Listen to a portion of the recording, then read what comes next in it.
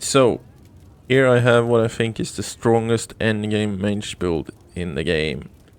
And it focuses almost solely on the beam the mages can use. Right, I'll show you. So for this build you actually want to be out of mana as much as possible. So I'm just gonna cast these, not really caring if they actually hit anything.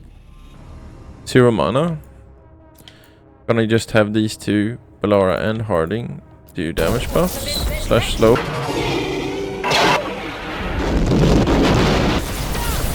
And I mean, you see if I can actually hit the head. That's the only drawback. It's a bit awkward to actually aim at times. I mean, still. Look at that. I think that proves my point pretty well, right? So, for the gear, what you want is mainly range damage, weak point damage, and necrotic damage bonuses. Those are the 3 main things. But also, I just have picked up any, you know, deal 20% extra damage to armor or something like that. Because, you know, we don't care about abilities at all. We don't care about crit increase, because hitting a waypoint is like an automatic crit, as it were. So, yeah, oh yeah, this ring makes it so that if you pick other extra damage, like 10% extra fire damage is now 5% extra necrotic damage. I've used this ring in most of the other builds as well, a version of it. There's one for each element. Forest Guardian's Veil gives weak point damage, damages barrier, weak point damage, veil jumpers, weak point hits versus... yeah, you see. This is just weak point hits the helmet. So this is what we're running. This is the only chest piece that gives ranged attack increase. So it's what's running. Also some bonus to barriers there. The last text is pretty relevant. Pretty damn irrelevant. It doesn't really do anything. 300 damage at this point is so irrelevant. Yeah, I forgot to mention the enchantments, but plus healing. There aren't that many good enchantments for this either, sadly.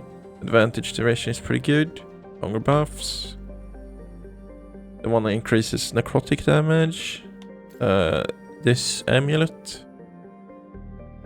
Because it's more or less the best amulet in the game for most builds, I'd say.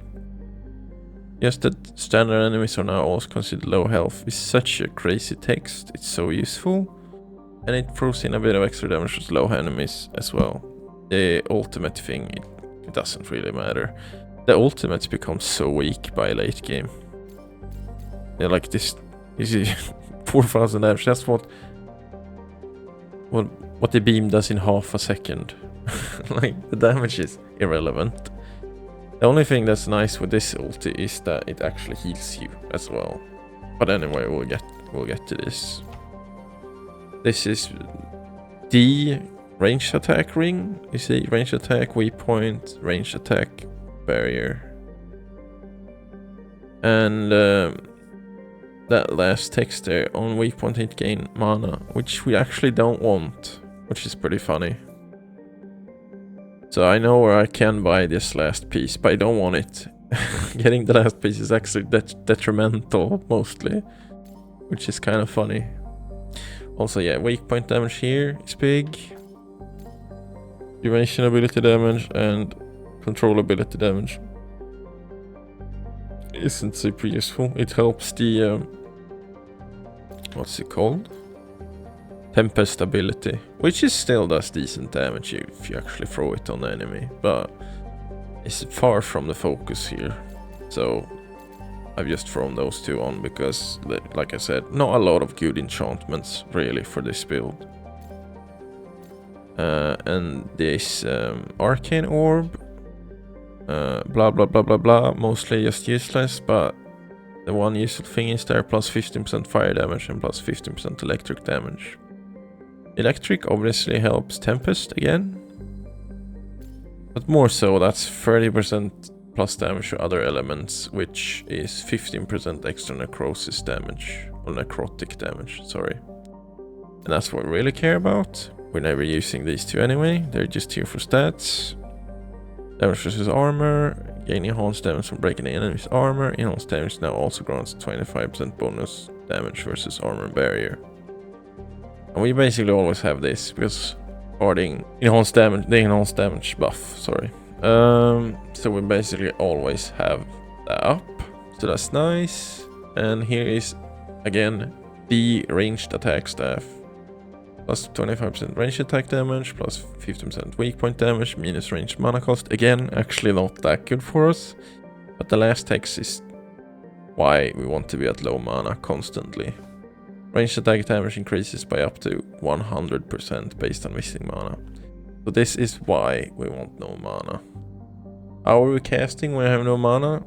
That's a talent, and I'll show you that when we get there. But yeah, this is why we want to be at low mana constantly, just to get the maximum damage. And ranged attack damage increase enchantment there, of course. For runes, we have this one. Again, I think I've used this in every build. This is the best rune in the game. Just basically says plus 50% damage for 20 seconds. Yeah, and passive extra damage versus health. Because health, barrier, and armor bars are so... It's not like if an enemy has armor, it doesn't have 50% of its total HP is not armor. It's like 80% health, 20% armor, if you're following me there. So this is better than it sounds, even. And then we have this. Never activate this, but gives passive 10% necrotic damage. Then we have this, which I haven't really tested out so much. What I think it actually does to activate is lets you beam through enemy shields if they're, you know, holding a shield physically. Just not super useful, because you can always aim at their head anyway when they have a shield, so... But again, passive 10% range damage is what we want. As for spells, I've said Tempest in like almost every video. This is by far the best mage spell in the game. It does so much damage for the mana cost. It can last forever with some skills. It's just really good, and each lightning strike also applies a stack of shock, so that's just more free damage. This is just... Unless you cannot afford to run this, like my pyromancy build, you will run this spell if you're playing a mage. It's just the best. And then I'm running this one as well. Well, simply because, I mean, it applies necrotic. You know, and weaken is not bad to have, I suppose. But yeah, this one kind of matters less. And then I have this one. This one's free. Just if something's tanky enough to actually survive the time freezing effects from Bellara, you can use this to freeze them even longer. And it's free.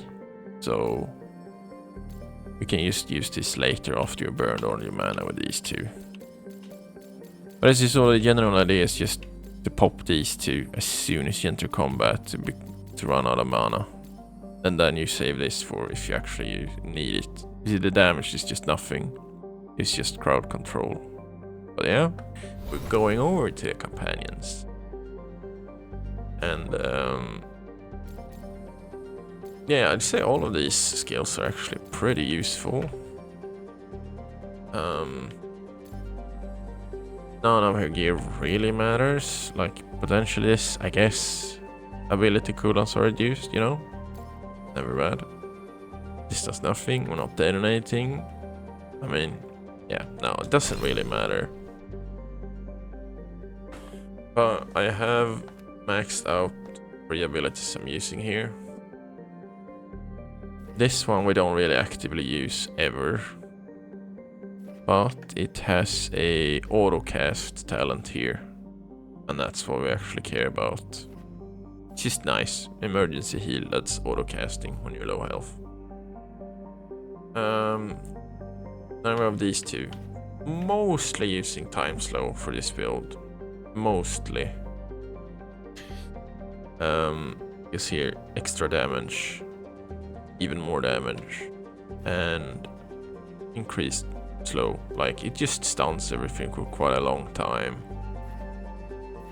Otherwise, there's effect here we don't actually really want. Like, gain 50 mana when it ends. Like, it's not great.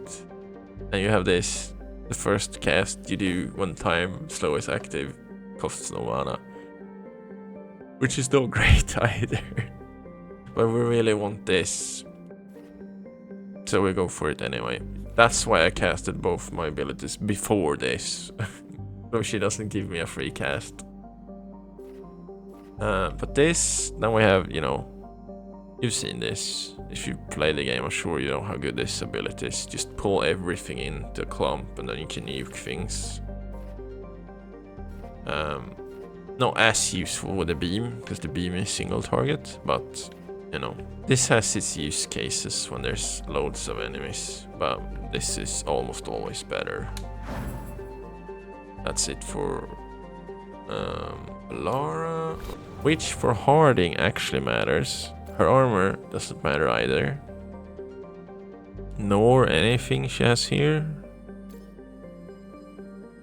No, I mean, I guess this is kind of nice, an extra potion, but it does matter for this. Harding detonation damage, we don't care about that. You and your other companions gain bonus 20% damage and cooldown reduction. Just flat, always on. Very good. Very good. And Harding really only uses this buff. Give me the enhanced damage buff. That's really the only thing she does here.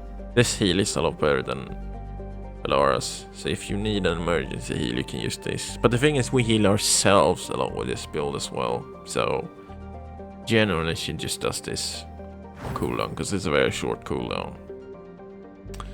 So yeah, not too much to say about the companions. The only thing, like, if you want to spoil yourself, you should get this one for her because it's really nice. The end of her companion questline determines which passive they get, so. Then skills. Just want to show them right away, because this talent, I do not want this talent. Do not want this. So funny, because you actively, oh yeah, you see here, I've actively avoided picking up mana regen. It's pretty funny, because these are things you normally really want, but on this build you're like, oh no, you avoid it like the plague. So it's just kind of funny. But yeah, here you want to pick ranged increase, percent damage increases to like health or armor and such. There's not a crazy amount of stuff which are super useful here either. It's almost as if they didn't want this to be a build on its own. I don't know, but they gave it enough support to be the best build. It's kind of weird, but yeah, like, things that are just obviously really good. There are a few things that just straight up buff range attack, and this is one of them.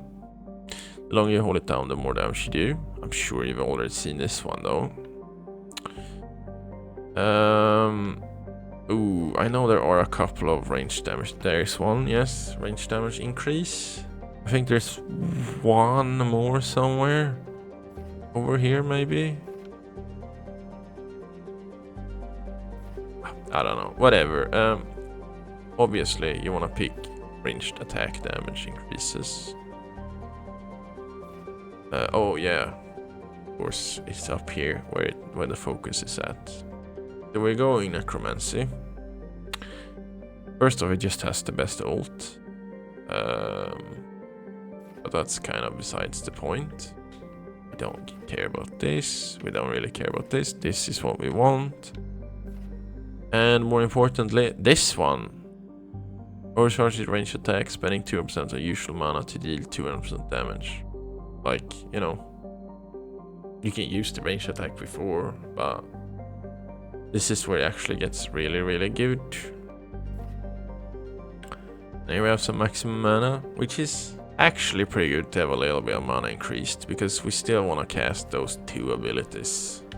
But more importantly, we need to get here.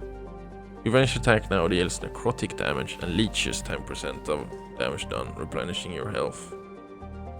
So this lets us just run necrotic things. Because this staff we're using,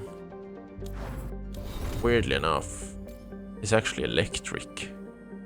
But I guess they made it that we didn't mind that there's a skill that turns it into necrotic. It's my guess. But yeah, it makes it so... yeah, it's necrotic damage, which we'll get more out of. And the leech there. Let's just heal for 10% of the damage we do. And you saw the damage there, right? How much you think we actually heal just because shooting the beam, you know? This we definitely don't want. I don't think any build wants this. This is such a bad talent. But necrotic damage? This is awful. Do not do this. Do not do this. This is one of the shittiest talents in the game. Here, health leech effectiveness plus 50%. Ooh, we can now leech more. And gain bonus damage relative to the amount of health your target and you have lost. I would like to see the numbers on this. I don't think it is super good though, honestly. It doesn't seem to do a lot. But why not pick it up? It's just 1 talent point, right? But this, actions that consume mana now consume health when mana is depleted. This is what lets us keep casting the ranged attack even when we're out of mana. So this talent and this talent and this talent, you kind of need these 3, which means you need to be level 40 to even do this build. Yeah, it's a late game build. Like I said, a lot of this stuff is not really useful though. Stagger, no. Performing takedown. Why have I picked this up? Oh, I wanted penetration. Let's just do a live edit here. There we go. Penetration's good. But yeah, nothing here. Advantage duration is good, increases the buff durations. Here we have just decreased defense. This can be useful versus bosses, because you know, when that lightning strike hits them, boom, boom, boom. That's 5 minus points in defense, so it's not terrible. This doesn't do anything. Fire damage, blue. That's 5% less necrotic damage. We want all of these. Critical damage, yes. It's good. Affliction damage, not as useful. But you know, we'll take it. This is stagger. Don't really matter. Max necrosis stacks. You know, again. But this is really good.